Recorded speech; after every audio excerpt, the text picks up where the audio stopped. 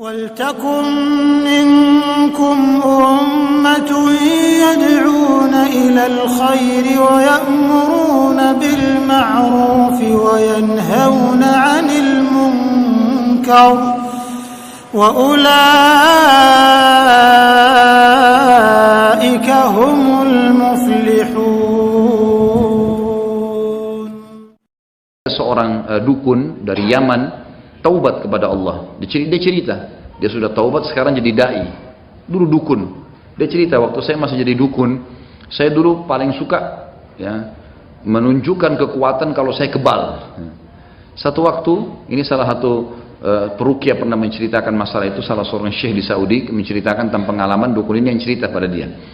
Tentu yang saya tonton adalah syekhnya dan bukan dukun yang sadar itu, tapi beliau mengatakan ini sudah sadar dan Allah sudah, semoga Allah terima taubatnya. Intinya adalah dia bilang pada saat saya lagi menunjukkan kehebatan saya, ada seorang anak muda datang. Kemudian anak muda ini pada saat lihat saya dia baca Allahu la ilaha illa huwal hayyul qayyum, baca ayat kursi. Dia bilang pada saat saya tusuk badan saya, tiba-tiba saja lubang masuk, kena, berdarah semuanya. Sampai dia bilang saya dirawat di rumah sakit 3 bulan. Dukunnya ini. Setelah saya mulai sadar, mulai agak pulih, saya panggil dengan mantra-mantra, setan-setan saya datang. Lalu saya bilang sama setan-setan, kalian kemana waktu itu? Kenapa bisa saya tembus nih? Gitu. Lalu ya kisah nyata begini. Lalu kemudian kata syaitannya, waktu anak muda itu baca Allahu la ilaha illallah, kami semua terlempar. Ayat kursi dibaca, terlempar semua. Dia bilang waktu itu saya sakit hati sama anak muda ini. Saya cari supaya dapat bagaimana caranya menyihir anak muda itu. Dia bilang kemudian saya cari tahu sampai saya dapat fotonya, dapat bajunya, lalu saya sihir. 3 tahun saya sihir nggak mempan-mempan. Terus saya cari tahu kenapa, apa kekuatannya orang ini. Lalu setan-setannya menyampaikan, anak muda itu tidak bisa kamu tembus karena setiap habis sholat nggak pernah tinggalkan ayat kursi. Seperti itu, gitu kan?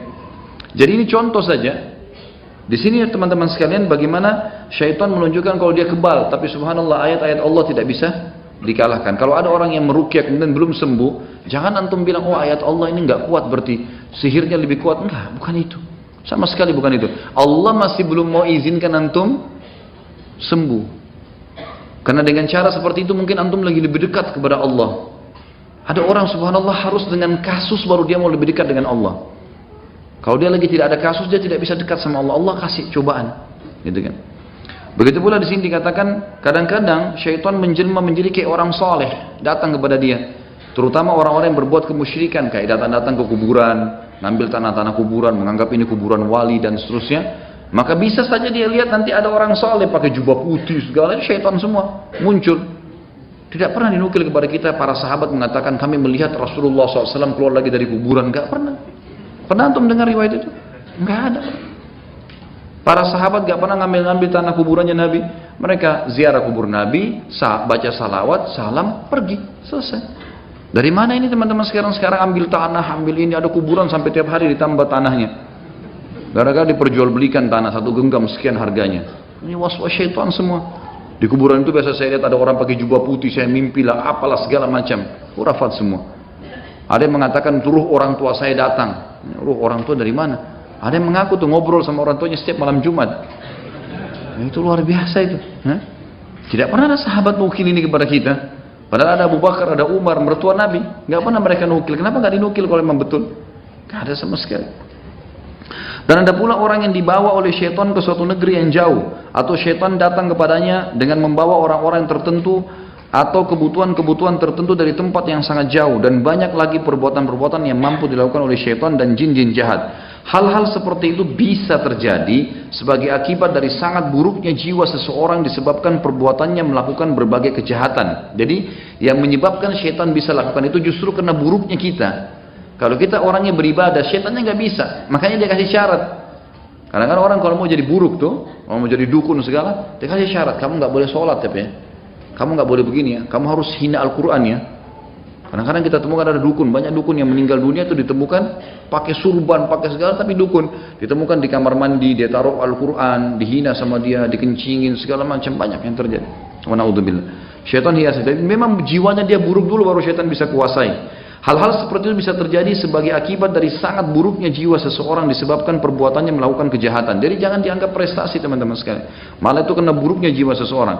Kejahatan, keburukan, kekufuran dan kemaksiatan yang sangat jauh dari kebenaran dan kebaikan. Jauh dari iman, takwa dan kesolehan hingga mencapai tingkat kebusukan dan keburukan jiwa yang dapat menyatukannya dengan ruh-ruh syaitan yang busuk lagi jahat. Maka pada saat itulah kesetiaan antara dia dengan syaitan bersemi. Lalu syaitan membisikkan berbagai kejahatan kepadanya dan masing-masing siap untuk saling berkhidmat dengan segala kemampuan yang dimilikinya. Maka dari itu kelak di hari kiamat dikatakan kepada mereka dalam surah Al-An'am 128, A'udzubillahi minasyaitonirrajim, ya ma'syaral jinni qad istaktsartum minal ins wa qala awliya'uhum minal insi rabbana istamta'a ba'duna bi ba'din wa balagna ajalana alladhi ajjalta lana. Al-ayah. Hai golongan jin dari syaitan, yang syaitan dari jin.